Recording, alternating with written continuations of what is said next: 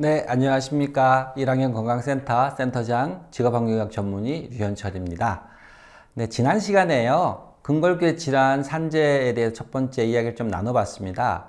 산재를 진행하기 위해서는 어떤 경험을 하고 되고, 그리고 산재가 적용이 안 되는 경우 거의 없다, 뭐 이런 말씀을 좀 드렸는데요.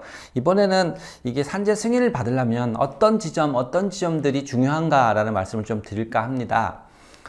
산재 신청을 여러분들이 하게 되면요, 여러분들이 소속 사업장에 근로복지공단 지사가 지역별로 있습니다. 거기 신청을 하게 되면 이 지사에서 판단을 해요. 질병명이 뭐고, 그리고 왜 다쳤는지 혹은 왜 병이 걸렸는지 확인하고 난 다음에 이거를 필요하다면 이게 사고가인지 아니면 질병인지 애매한 경우는 의학 자문을 보내거든요. 그럼 자문 의사가 이건 사고성 재해입니다 하면 사고성 재해의 승인 코스로 가요. 그렇게 되면 본인이 일하다 다쳤다는 것만 사실관계만 확인되면 빨리 승인이 됩니다. 근데 그게 아니라 근골격 질환이다 라고 한다 그러면 이것은 좀 절차가 복잡합니다. 왜냐하면 근골격 질병이란 것 자체가 우리가 여러 가지 이유로 생길 수 있거든요. 어깨 회전근개 질환 같은 경우도 뭐 자기가 테니스 치거나 뭐 취미생활 하다가 다칠 수도 있어, 막 이런 언쟁이 있을 수 있단 말이죠. 그게 좀 절차를 거쳐야 됩니다.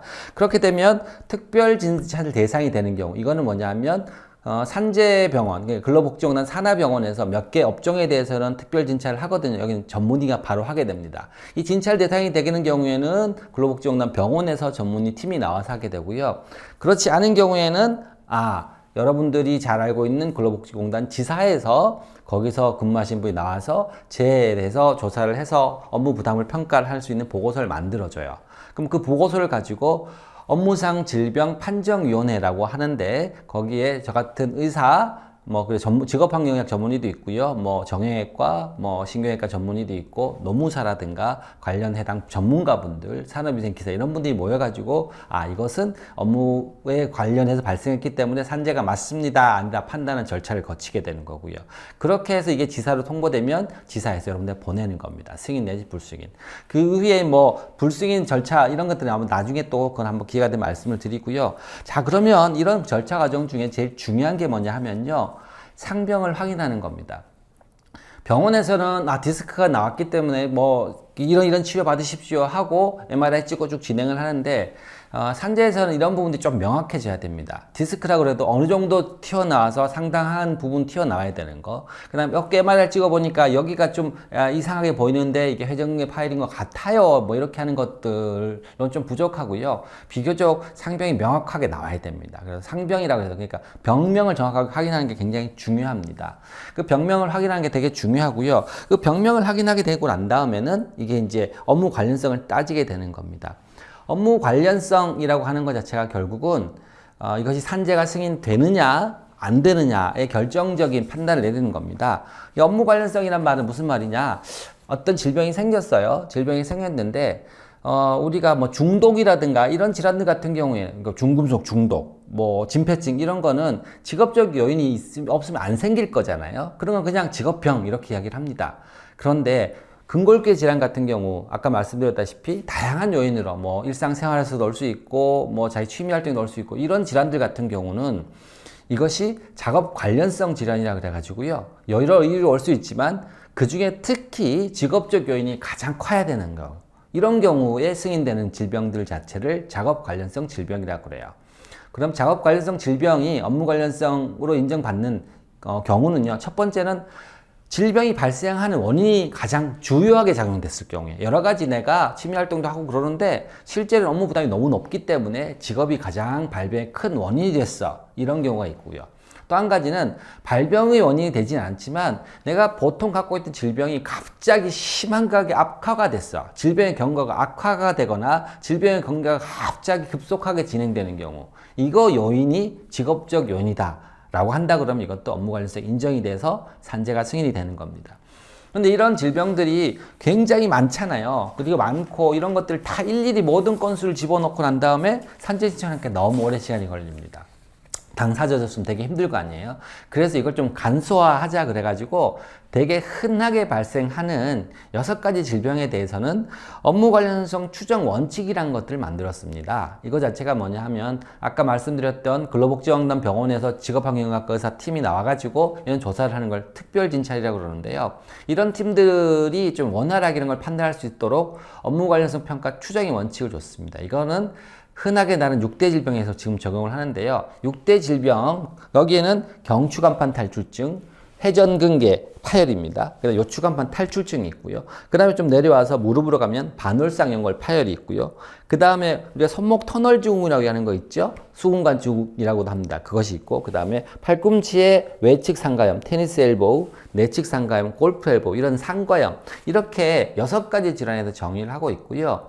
그리고 이 6가지 질환을 복잡하게 따지지 않고 어떤 일을 했는지, 직종, 직업 기준, 그리고 유효기간을 만들어놨어요. 유효기간이 뭐냐면, 죄송합니다. 직업 기준을 만들어 놓고 난 다음에 종사기간, 몇 년, 어떤 직업군에서 몇 년 정도 하면 인정한다. 그 대신에 여기서 유효기간인 건 뭐냐면, 그 직업을 그만둔 지가 얼마 이상 지나면 요거는 다시 생각해 봐야 돼 라는 겁니다. 그래서 말씀드린 6개 상병에 대해서 직종별로 뭐 예를 들면 경추간판 탈출증 같은 경우는 용접하는 사람, 건설 배관하는 사람, 뭐 형틀목공이라 그래서 건설업에서 이렇게 하는 업무 하는 거. 그리고 뭐 요추간판 탈출증 같은 경우는 일정 수준의 이상의 무게를 든다든가 뭐 용접공이나 배관공, 그리고 돌봄 노동, 이런 식으로 해서 이런 직종에 종사하시는 분들이 몇 년 정도 종사하게 되면 승인한다라는 것 자체가 나와 있습니다. 이것은 지금 여러분 표로 보고 계실 텐데요. 내가 여기에 해당하면, 그리고 근무한 연수가 확인되게 되면, 직업력이 확인되게 되면 이건 인정된다고 보시면 비교적 편리할 겁니다. 물론 여기에 조금 미달한다고 해서 안 되는 건 아닙니다. 미달한 게 아니라 이거는 당연히 이 정도면 인정해 주자, 이런 원칙이라고 이해하고 계시면 돼요. 그래서 이게 해당하지 않는다고 해서 불승인 이렇게 생각하시면 안 되고요. 이거 결과를 거칠 수 있겠다는 겁니다. 그리고 또 한 가지는 여러분들이 이런 걸 제출할 때 내가 이 직장에서 일했던 기간, 이것만 설명하지 마시고요. 다른 직장에서 일했던 거 다 포함해서 이야기하는 게 좋습니다. 누적적으로 부담되는 것 자체가 훨씬 더 유리하거든요. 그런데 여러분들이 생각할 때 내가 이 회사에서 산재 인정 받아야 된다, 이렇게 생각해서 딴 데서 일했던 건 하나도 힘들지 않았어, 딴 데는 뭐 별로 부담 안 됐거든, 이렇게 이야기하는 게 별로 도움이 안 됩니다. 다른 회사에서 어떤 일을 했다는 것들 다 이야기해 주는 게 좋고요. 또 중요한 거는 여러 가지 부담 중에 중량물, 무게가 되게 중요해요. 그래서 본인이 취급하는 거, 장비든 아니면 조립 중간 생산품이든 이거 자체가 무게가 한 번 들 때 얼마만큼 드는지, 그리고 하루에 총 얼마 드는지, 이걸 잘 환산하는 게 좋습니다. 뭐 제조업 같은 경우에 하루에 물량을 몇 개 쳐내고 그거 몇 시간 내에 하는데 그 한 개 몇 개니까 이걸 한 번 들었다 옮겨서 조립하고는 다시 들었을 줄 옮겨. 이렇게 하면 2번 횟수 이렇게 따져서 하루에 취급하는 중량물을 잘 따져보는 게 좋습니다. 이것이 2톤, 3톤, 4톤 이렇게 되면 훨씬 더 부담 수준을 잘 알려줄 수 있지 않습니까? 그리고 아까 뭐 공단 병원에서든 아니면 공단 지사에든 부담물 수준을 평가하기 위해서 현장을 나가 조사를 하거든요. 이때 꼭 동행하는 거, 가급적 동행하는 거. 회사 눈치 보이고 그럴 수도 있고 동료 눈치도 보이지만 가급적 동행하는 게 좋습니다. 왜 그러냐 하면 본인이 하는 업무에 대해 정확하게 잘 반영이 안 될 수도 있고요. 그리고 평소에 일하는 물량보다 적은 날 한다거나 혹은 업무 속도가 더 떨어진다거나 하게 되면 이것이 업무 관련성 평가를 해야 되는 질판 위에 들어갔을 때 조금 더 불이익이 될 수 있어요. 그러니까 꼭 같이 참고하는 게 좋고요.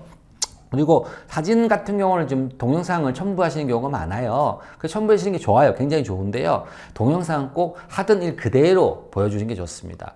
보통 수술하고 난 다음에 그 일 못하니까 시뮬레이션만 하고 이렇게 하는 경우가 많거든요. 그러지 마시고 다른 동료 자급자 혹은 체격이 비슷한 사람, 여성분이면 여성분 이렇게 좀 써가지고 실제로 힘든 작업을 보여주셔야 됩니다. 이 동영상을 보게 되면 굉장히 평소에 많이 했던 분들을 하게 되니까 뭐 부담이 너무 적게 보이기도 하는데요. 그래도 그러더라도 실제로 하는 일 그대로 해서 동영상이 전달해 주는 것 같지만 현장성이 있어야 되거든요. 그래서 잘 찍어 주시는 게 좋다. 뭐 가짜로 하는 것보다는 직접 해보시는 게 하는 게 좋고, 그리고 작업 환경 전체를 좀 찍고 내고 몸 전체를 찍고 난 다음에 해당 부위를 찍는 이런 식으로 해서 하는 게 굉장히 도움이 됩니다. 그래서 이렇게 됐을 경우에 제일 중요하게 받아들여지는 게 뭐냐면 그날 당시에 이 일이 힘들겠어 라고 그 판정 내는 질판위원분들을 설득시킬 수 있어야 되는 거거든요.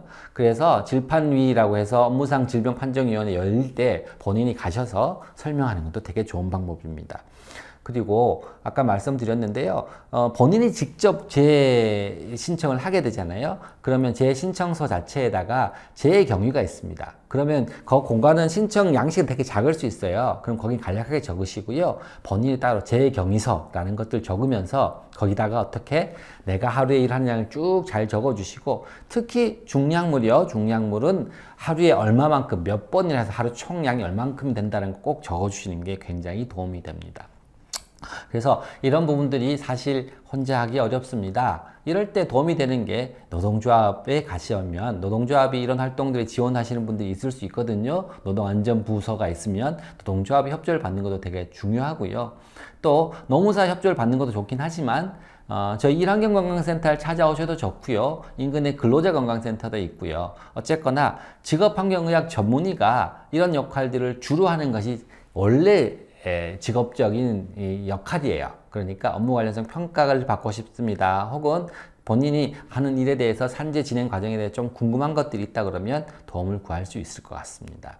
네, 구체적이고 더 자세한 내용들 자체가 많은데요. 오늘 이렇게 큰 틀에서 말씀을 드리고요. 더 궁금하거나 추가적인 문의사항이 있으신 분들은 언제든지 저희 밑에 유튜브 밑에다가 댓글 달아주셔도 좋고요. 저희 센터로 문의해 줘도 좋습니다. 네, 오늘까지는 근골격 질환의 산재 신청을 어떻게 해야 되는가, 중요한 부분이 어떤 부분인가 말씀을 드렸습니다. 감사합니다.